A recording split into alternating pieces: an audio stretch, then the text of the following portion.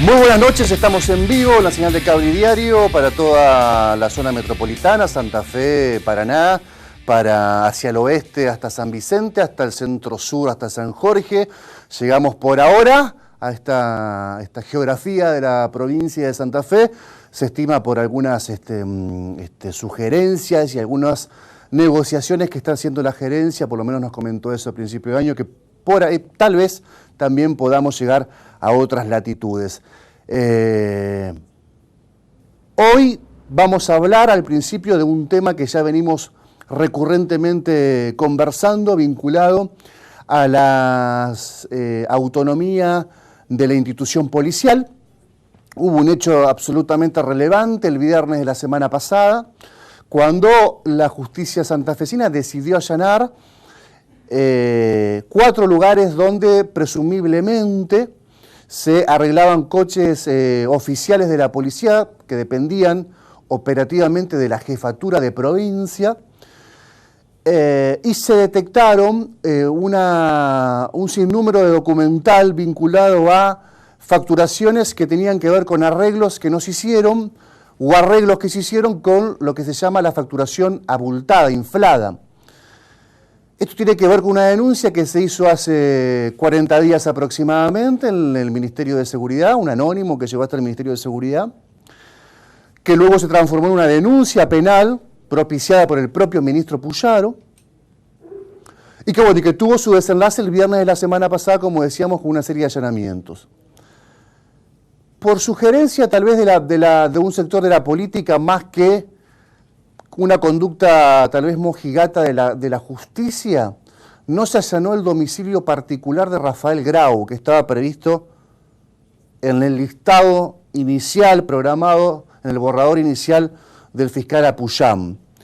Y esto evidentemente hubiese generado mucha más conmoción de la que tuvieron los allanamientos ocurridos el viernes de la semana pasada, principalmente porque después hubo un par más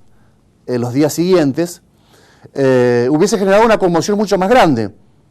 Dicho sea de paso, si estuvo eso en carpeta, probablemente lo que se venga sea igual o más potente en términos de alcance institucional hacia adentro de la policía de lo que ya sucedió. Y la política ha decidido responder, a mi criterio, de manera muy interesante, frente a una demostración de autonomía policial, sobre todo en la administración de recursos legales. Podríamos charlar otro largo tiempo sobre la administración de los recursos ilegales de la policía, la cogestión de grandes nichos de la narcocriminalidad, sobre todo en Santa Fe y Rosario, que evidentemente todavía siguen siendo un problema para la conducción política del Ministerio de Seguridad y para la conducción política de la gestión, en realidad. Pero había una caja que durante mucho tiempo la policía se encargó, a partir de la ley del personal policial, de tener bajo su órbita un departamento que se llama Departamento de Logística, que se conoce como D4. Este departamento era el encargado de administrar los recursos, obviamente económicos, para que la policía tenga desde una bala hasta un chaleco, desde un arma hasta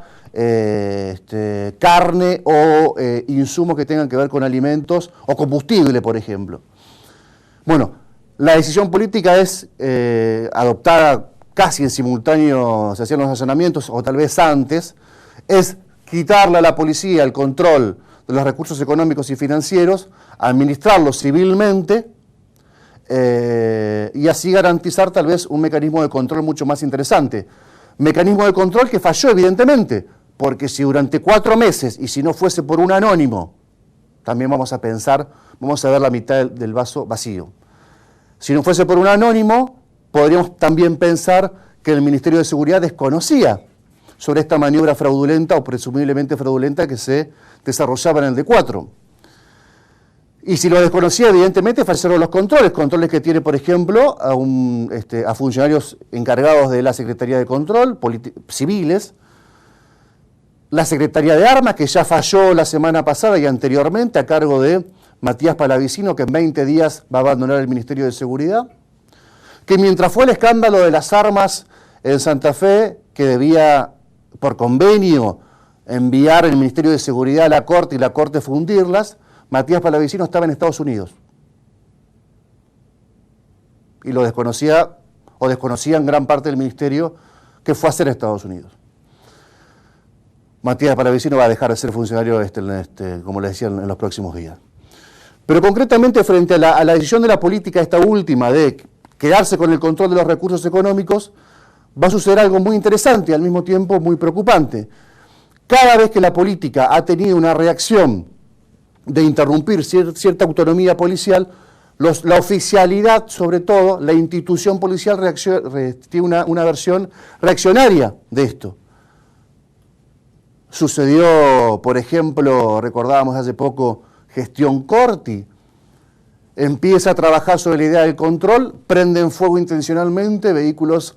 en la sección automotores de la Unidad Regional 1. Corti sacó las direcciones de trata de personas y de drogas peligrosas y TOE del control de la policía como estaba, la puso bajo la órbita de la Secretaría de Seguridad y tras cartón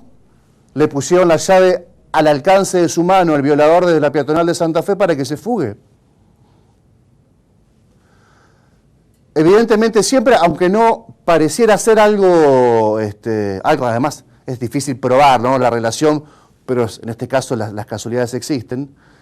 por no remitirme al dicho de que las brujas no existen, pero que las hay.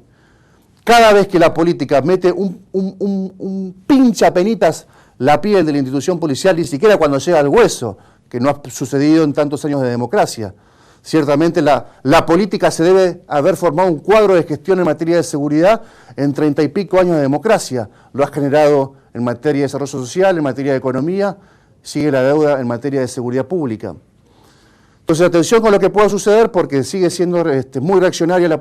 institución policial a la hora de sentirse afectada y amenazada, sobre todo por el control de los recursos económicos legales en este caso, y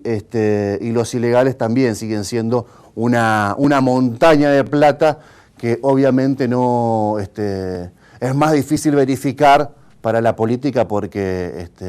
podríamos decir que ni la gestión Lamberto, ni la gestión Puyaro, ni las anteriores por lo menos han tenido vinculación judicial